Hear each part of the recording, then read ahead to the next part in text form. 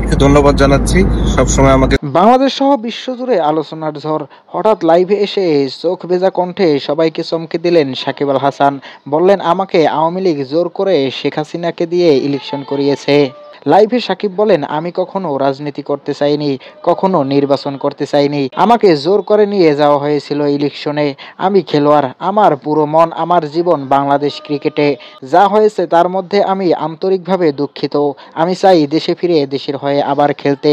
ক্রিকেটই আমার পরিচয়। তার কণ্ঠ ভেঙে যায়। ভক্তরা তখন কমেন্টে একটাই কথা, সাকিব তোমাকে মাঠে চাই। আমি জনগণের কাছে ক্ষমা চাইছি, আমি ভুল করেছি, কিন্তু আমি দেশকে ভালোবাসি, এটাই আমার সত্য। সাকিব আল হাসানের এই লাইভ মুহূর্তেই ভাইরাল হয়ে যায়। এখন একটাই প্রশ্ন, সাকিব কি আবার মাঠে ফিরবেন, নাকি এই রাজনৈতিক ঝড় তার ক্যারিয়ারে নতুন মোড় আনবে? প্রিয় দর্শক, সাকিব আল হাসানকে কি আপনি আবারও জাতীয় দলে দেখতে চান? কমেন্ট করে জানিয়ে দিন আপনার মূল্যবান মতামত। তাদের সবার সাপোর্টই আমাকে সবসময় অনুপ্রাণিত করে।